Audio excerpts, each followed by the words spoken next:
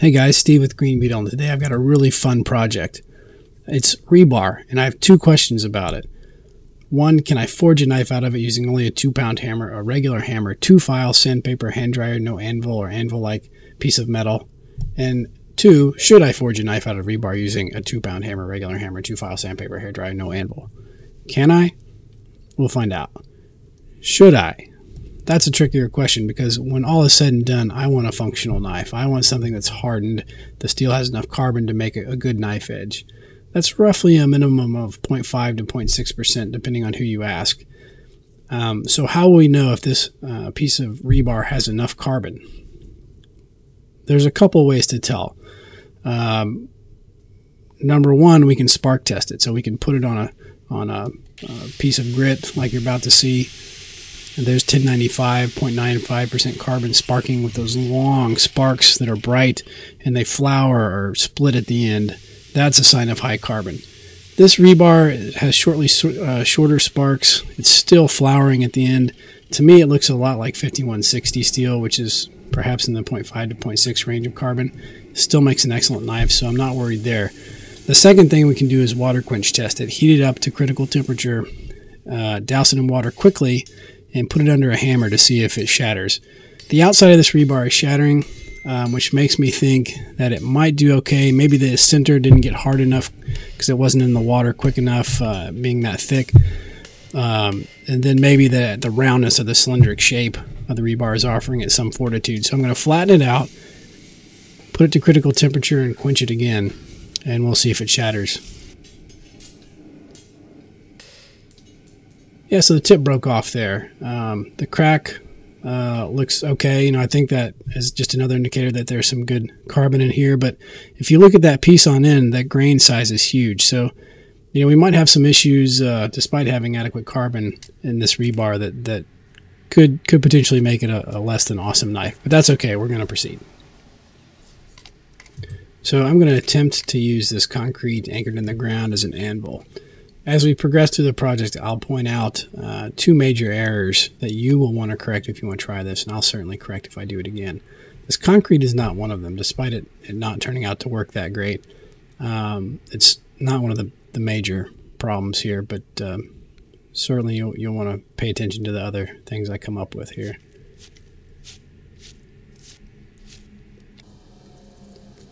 Here I'm going to fashion a small fire pit with spare garden bricks.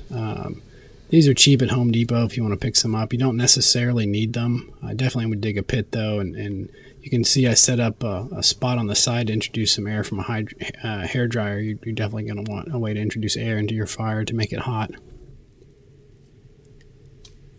So this wood is mistake number one. It burns well and very hot, especially with the help of the hair dryer. But I should have taken the time to make my own wood coal with it. I did not anticipate the forging process was going to take as long as it did, and I was running out of wood very quickly. So the homemade wood coal would have lasted much longer, burned hot, if not hotter. It's easy to make. There's a lot of instructional videos out on the internet. I just didn't take the time, and I think that's mistake number one.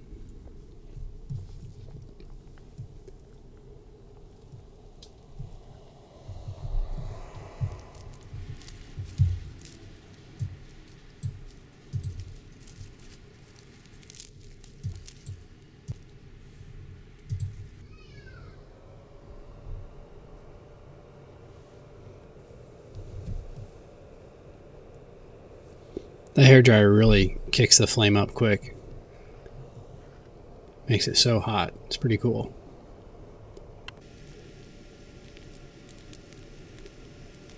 So you'll see towards the end of the video, I actually add, because I'm running out of wood so quickly, I actually add sides and a top to the back part of that fire pit with some rock and more brick, just because I feel like I want to catch more of that heat that we're creating, and the wood's burning so quickly. Maybe I wouldn't have to wait as long between heats and consume so much wood. So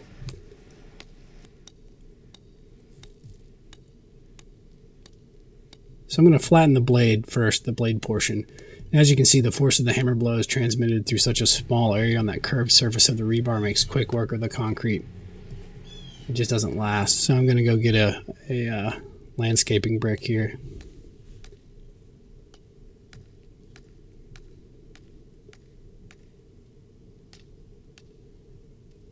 Yeah, that's not going to do it either. Wood. Yeah, it's one of the flattest surfaces I have access to in this scenario, so why not try?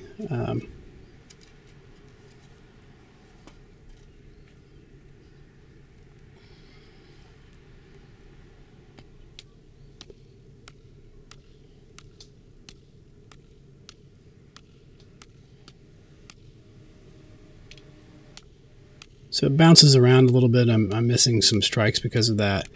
It is working, but it's working pretty slowly. I'm going to wear out my arm, and I'm definitely going to run out of fuel before I get a knife forged on this piece of wood. So I went to the landscaping rock yard and picked up a piece of Geneva for free, essentially. I tried to pay for it, but they looked at me like I was crazy for loading one piece of rock into my car and driving under their scale. And, you know, with their eyes told me to get the F out of there and take the rock for free. So this was a free piece of Geneva. Had I had to pay for it, I think it would have been about like 80 cents or something. I tried to get one with some flat spots on it. And as you can see, it's actually working pretty well. It's holding together well.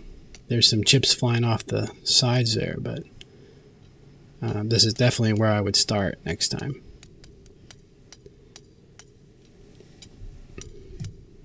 So I'm trying to point the tip now, you know, hammer in and get a tip started. And that's proving difficult. The rock's not flat, and it's got ups and downs in it. Same with trying to taper it. I'm trying to taper the end of the knife, and that's just proving pretty difficult as well.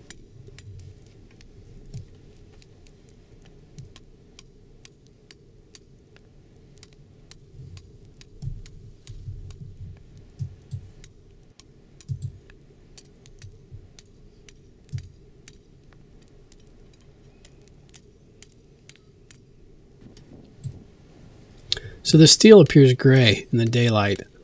I think it's probably cherry red in actuality. That's sort of what it feels like under the hammer. It feels like it's moving like it's cherry red. It's very difficult to judge temperature visually in the sunlight, but I think I'm on track here. One way we'll definitely find out is when we heat treat if this thing blows apart. I was hammering too cold. Here you see me starting on the bevels.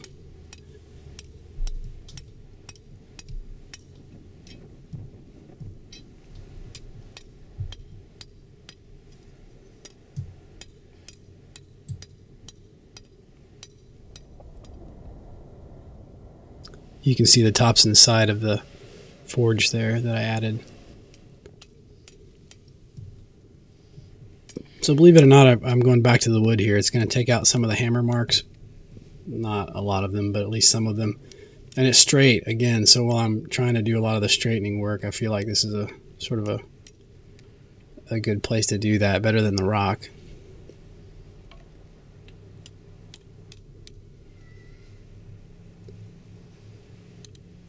Even forging on an anvil, you spend a lot of time trying to keep the edge and the spine straight, and sometimes they twist against each other, and you really, it can be a challenge sometimes. So I've switched to a regular, framing hammer here. It's really all I need at this point. I'm making some minor variations in the steel and straightening out little knickknacks.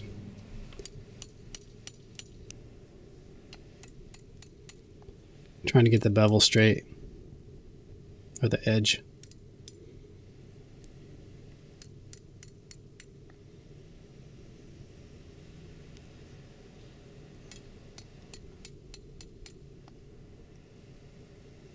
You can see how wide it is at the tip. I really was not able to taper that tip at all.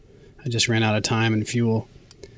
So I'm going to try that landscaping concrete again. I think with a regular hammer and a flattened blade, it's going to do a much better job now. So, and in fact, it stands up fine. So there it is.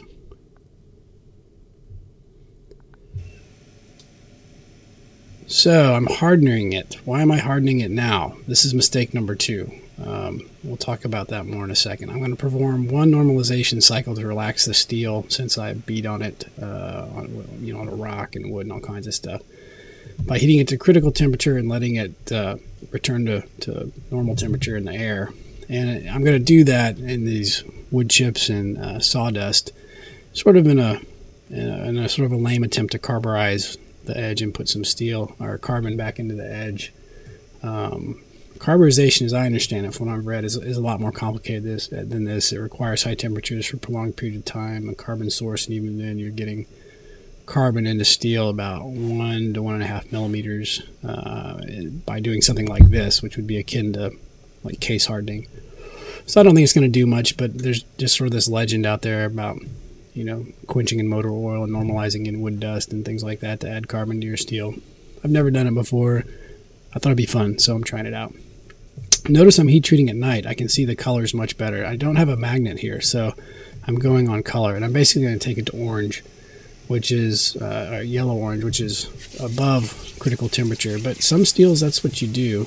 You take it 50, 100 degrees over critical. It hardened well. It didn't crack. So then I tempered it, thinking it would soften it. And this took me about half an hour to cut through that. So it didn't get soft enough.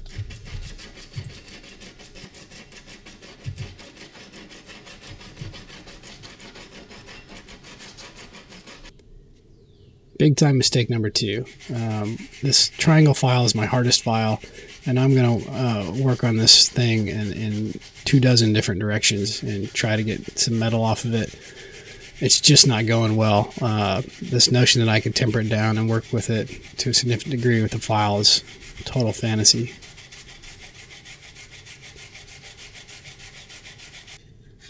You can hear that file is sort of skating off of it, and it's just not taking. So now I've annealed it. I've gone back. I threw it back in the fire. I just let it cool to room air. I guess that's technically not annealing. It didn't cool especially slow, but it's definitely much softer. And I get out my Nicholson file, which is bigger, still a very good sharp file, but it'll remove metal very quickly. And I'm going to make some quick progress now.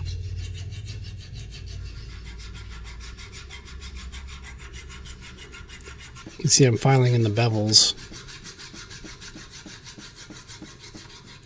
We have to pay close attention, and we spend a lot of time trying to keep the edge and the bevel straight when we are forging it. And we're going to have to pay attention even when we're filing. We want to remove the same amount of metal on both sides of the knife all the way up and down the entire length of the blade. So you have to take it out and look at it on end frequently and make sure it's straight and even, that it's the same width all up and down as you go along.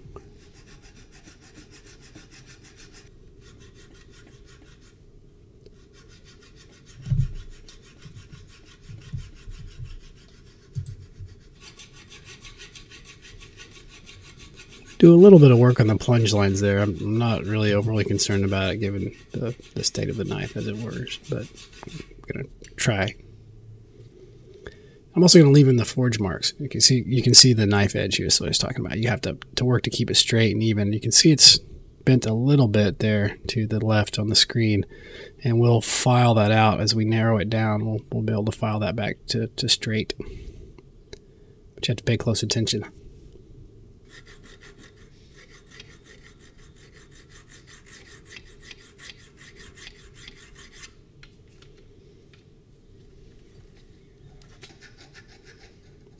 Here I'm putting in a finger choil or sharpening notch, sort of both. So you can see the edge now is down to about a dime's thickness. So we're going to try to heat treat it and harden it up again. Keep your fingers crossed.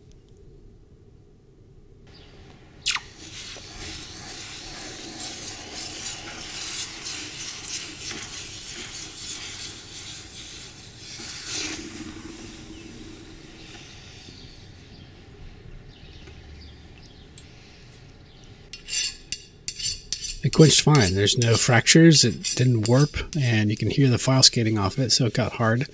So we're going to go back to 200 grit sandpaper and then up to 400 grit, and 400 is probably as far as we'll take it. And you'll notice I'm not filing away the forge marks along the top, the spine of the knife. I sort of like them there. It reminds you that it was rebar, and it reminds you that you forged it. And you could spend probably another hour or 45 minutes filing those down and straightening everything out, but I'm just not interested. I think it looks cool that way. So I'm going to rough it up on some sandpaper and get some shine out of the rebar marks on the side, the raised areas along the side of the handle, just to make it look slightly cooler. And it's sharpened. So here's the damage from my weekend project.